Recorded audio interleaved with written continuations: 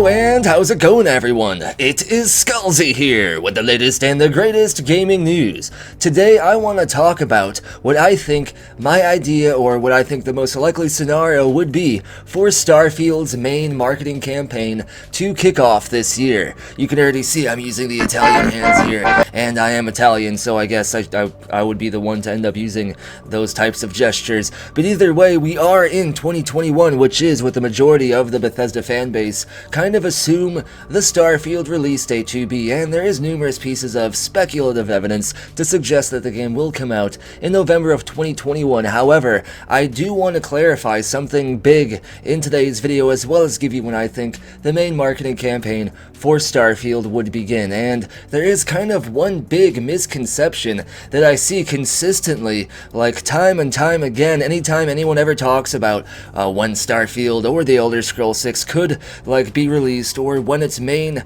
marketing campaign could begin. And I kind of want to fix this huge misconception, misinformation, whatever you want to call it. I kind of want to fix that in today's video as well. Now, when I say Starfield's main marketing campaign, what I mean is the actual huge campaign leading up until the game's release date, because in a way Starfield's marketing campaign has low-key already begun when it was officially announced back at E3 2018. However, you gotta keep in mind, the Elder Scrolls 6 was officially announced during the very same E3 showcase as well. So yes, I guess in a low-key way, the marketing campaign began back then, but when I say the main marketing campaign for Starfield, I mean when Bethesda Game Studios, Bethesda Softworks actually makes Starfield its prime actual thing that it's 100% going into overdrive for in regards to marketing it and in regards to just talking about the game, meaning we're going to see a lot of Starfield talk when the main marketing campaign officially begins. And usually, or at least in regards to what the majority of the Bethesda community thinks, this generally begins a little bit before E3, the same year that the game actually releases. However, that's not the case. That's only been the case for Fallout 4 and Fallout 76. Bethesda Game Studios has actually followed a very different schedule in regards to when they actually begin the main marketing campaign for their game, when they actually really announce the game, to when the game actually releases. So I want to talk about that in today's video. I want to use Bethesda's past to kind of dictate how I think the future would go in regards to when I think we should expect to see more regarding Starfield. And we're kind of going to go backwards chronologically here, and we're going to start with Bethesda Game Studios' most recent game, Fallout 76. And I don't remember all this stuff because I don't have super brain mode where I can just remember all these different dates, because I pay attention to a lot of games even beyond Bethesda, so I kind of got to look some of this stuff up, which means I need those good old-fashioned Karoshi implants. And yes, if you're sick of that joke, don't worry, because I just realized I am as well, so that's probably the last time I'm going to make this stupid cyberpunk low-key joke. My eyes are so huge. Alright, I guess I don't need them, because I do actually remember. What a weird video this is. What the heck is going on? Why can't I organize my content? But Fallout 76 was actually teased in May of 2018, and Fallout 76 was released in October that same year. Actually, I believe it was October 23rd of 2018. So this is one of the examples of what the majority of the Bethesda community believes that Bethesda Game Studios does. They start talking about a game a short time before E3, the same year that game actually releases, and that's what happened with Fallout 76, and actually what happened with Fallout 4. And Fallout 4, Bethesda Game Studios was totally silent about. Actually, the year before Fallout 4 was announced, Pete Hines and Bethesda were directly quoted as saying they haven't even begun the development process for Fallout 4 at all. But then the year directly after that statement, Fallout 4 was officially announced. Fallout 4 was announced 11 days before E3 2015. So again, right around May of the same year that Fallout 4 was released, and Fallout 4 was released in November of 2015. So again, this is another fine example of Bethesda Game Studios literally announcing a game, or actually beginning its main marketing campaign months before the game actually comes out. However, these are the only two real examples of this, contrary to popular belief, which may be a huge surprise to a lot of people, because it was set in stone that Bethesda Game Studios always announces a game a couple weeks before E3 and then releases the game that same year. However, Bethesda's in a unique situation now because they've already announced both Starfield and The Elder Scrolls 6, and that's super strange because we know what their next two games are, and that never really happens with Bethesda. They usually talk about a game right before it's released or shortly beforehand. But I want to go back and turn the clock back a little bit further to show you just when they officially announced their previous games before Fallout 4 in regards to when these games were actually released, because it's actually a little bit different and paints a different picture for that Bethesda Game Studios marketing to release schedule. Now, Skyrim was a unique situation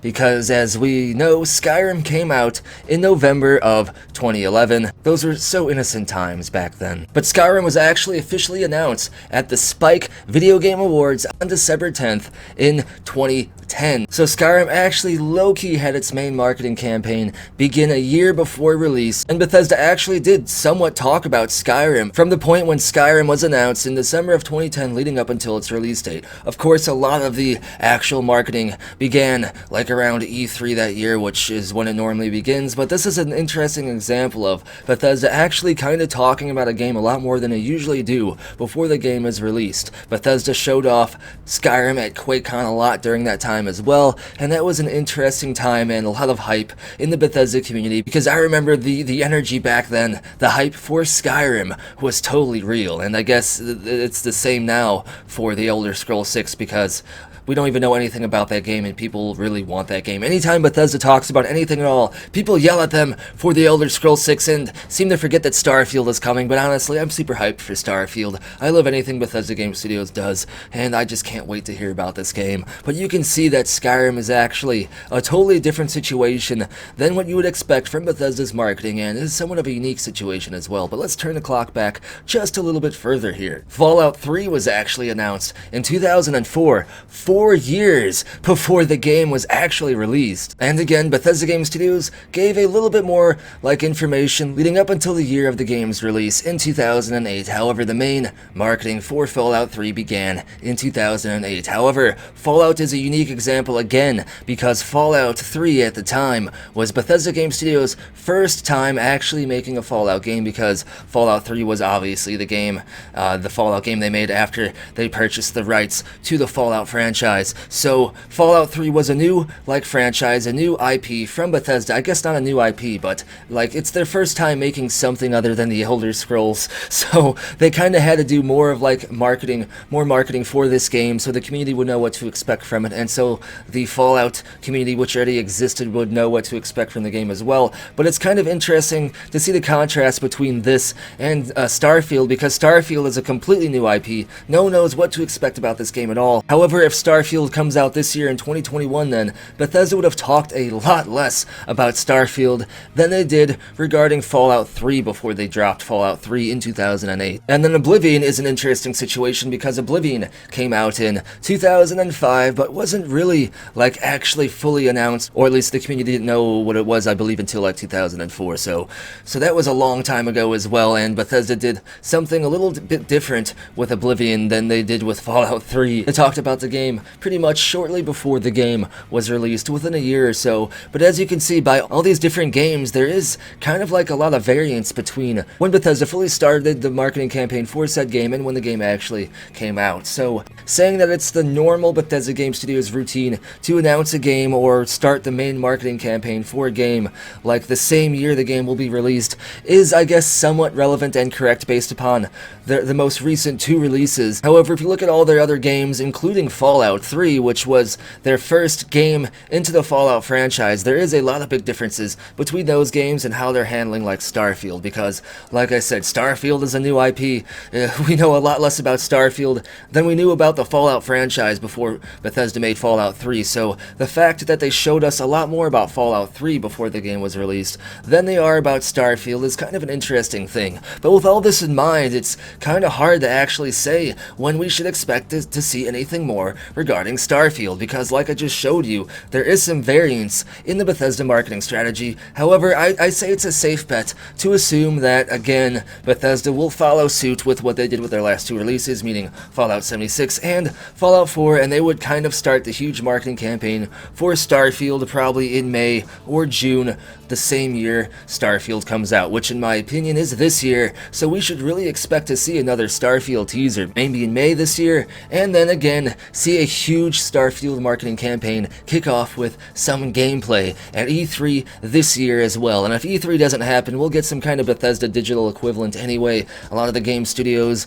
and publishers will do their own variant of what E3 would be if E3 doesn't happen, but I have the feeling that E3 2021 will happen anyway, even if it is an all-digital thing again. However, that's basically everything I wanted to talk about in today's video. I just wanted to show you that there is a lot of variety in how Bethesda handles marketing and announcing their games and then the time frame until the game is released, but we do got to keep in mind Bethesda has changed a lot over the years, and over the last couple of releases they do seem to have developed more of a routine than they have had before, so it is, I guess, safe to say that they do normally talk about a game the same year it comes out. But again, they did announce Starfield and The Elder Scrolls 6 in 2018, so expect to be surprised, I guess. Who knows? Either way, we will only know 100% when Bethesda actually talks about this stuff themselves, but that's everything I wanted to talk about in today's video. Let me know what you think about all this down in the comments below, and as always, if you enjoyed the content, be sure to give the video a thumbs up, subscribe, and turn notifications on. If you want to help grow the channel and the community, be sure to share this video as well,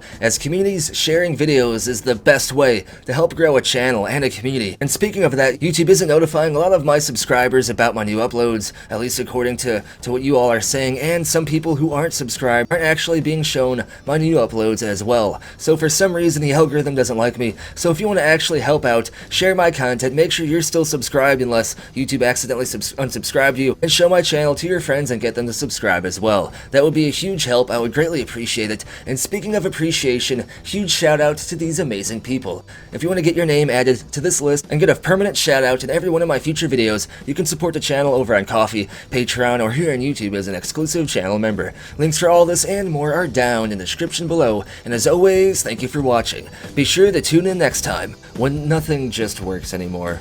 Everything's sad.